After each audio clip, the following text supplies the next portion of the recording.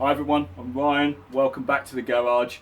Firstly, I want to say a massive thank you to my subscribers and those of you that have helped and commented thus far. If you haven't subscribed already, please do consider just clicking that button. It makes a massive difference to me. However, let's move on. Updates.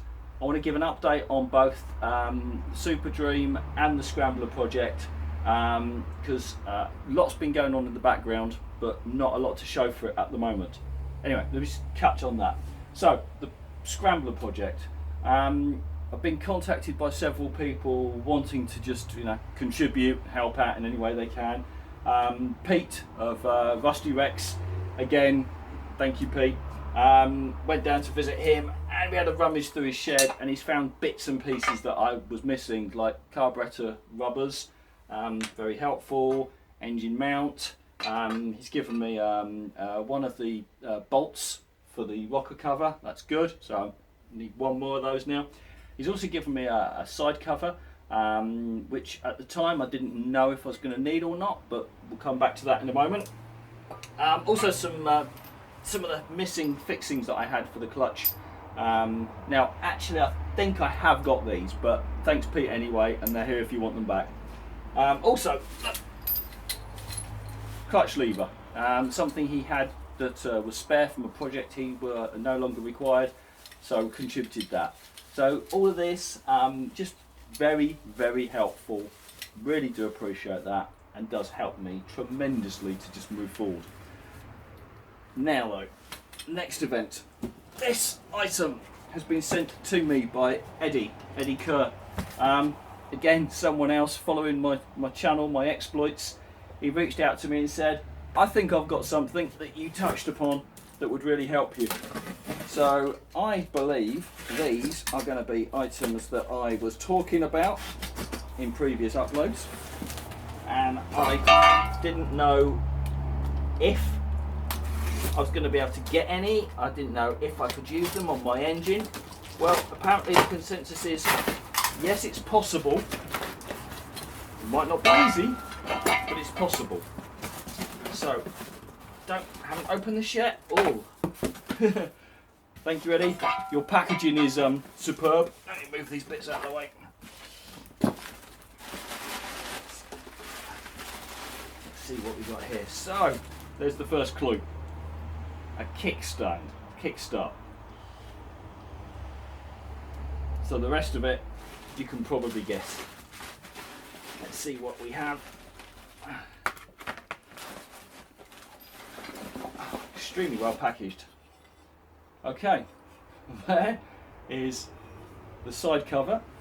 So that's for the stator side, which looks very good condition. I think it's been painted in the past. Few scrapes on it, but fantastic. Extremely grateful for that. Let's see what we got in here. Seems to have included an old cover as well. There we go. That's what I was after. So there we go. So there is the other side of my engine cover, but crucially this is from an earlier bike that had the kickstart on it.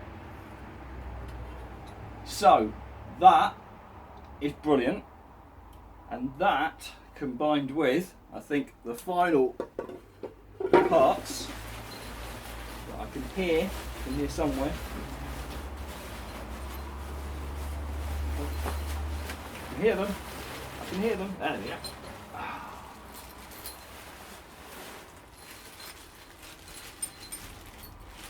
This is, I believe, all the components necessary to retrospectively fit the kickstart back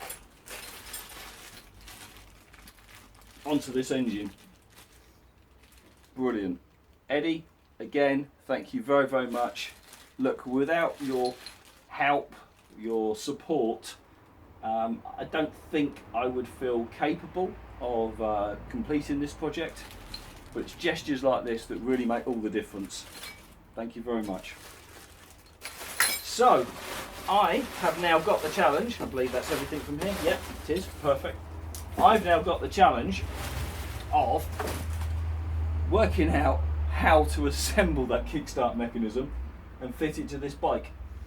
I've never done it before. I haven't seen a completed version. I have been sent a couple of photographs and I know there's some exploded diagrams available. It doesn't seem to make it extremely easy, but I'm confident I'm going to achieve that. So my next task will be to start stripping this engine down. I know I need to take the bottom engine case off, and I know that to do that I need to turn the engine over, so it's probably going to be just as well and much easier if I take the head off first. So that's going to be a task, and I'm going to get onto that imminently. So yeah, wish me luck on that one, do please. Now let me give you a quick update on the Super Dream, because that hasn't been left idle. Let me show you what I've been doing. So here we are, here's Flint the Super Dream, and so I have been spending a lot of time on it, but bits and pieces. I needed good weather, I needed some resources, I needed to order some things. So what you will see, and what you'll see in a near update, is I have been repainting this tank. It's not finished, it's not lacquered, it's not polished, it's nothing, but it's had like at least some top coat put on it, which is looking sparkly. So that's coming back together, and hopefully I've resolved the cracking issue on that. But I've decided that the other panels I'm not happy with, so I've rubbed back the side panel in preparation for trying to paint that again. The tail, if you can see this, again, like the tank, it's just all crazed and cracked. So I was really happy with that when it was first painted, and now it just looks awful again. So I'm going to have to try and remove that and repaint this again. So I've gone a couple of stages backwards on the paintwork, which is frustrating, but you know, it's learning, and so I'll take that forward and I'll try again. The seat, I've decided I want to darken that. It looks quite light, so I'm going to see if I can work out how to like vinyl paint or something like that. So I'm going to look for something like that. I've decided I'm going to order up the mirrors, so I need a set of chrome mirrors to go on there, because I think that will finish off the front. And other than that, she's just about there. So I mean, it's running reasonably well. It hasn't had a test ride as such, but certainly just very short runs around here. It seems to be running quite nicely. So there'll be an update on the paintwork in the near future. I was going to be spending more time on the lacquer today, but then having reviewed everything, I've noticed that I really should have the proper mask for the 2-pack lacquer I'm going to use.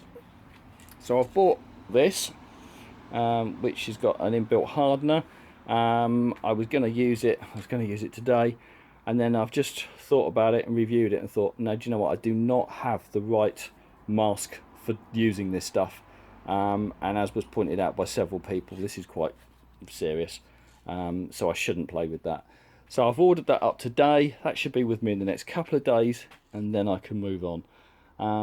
So there's a separate update on Super Dream coming out soon, where you'll see what I've been doing on all the paintwork.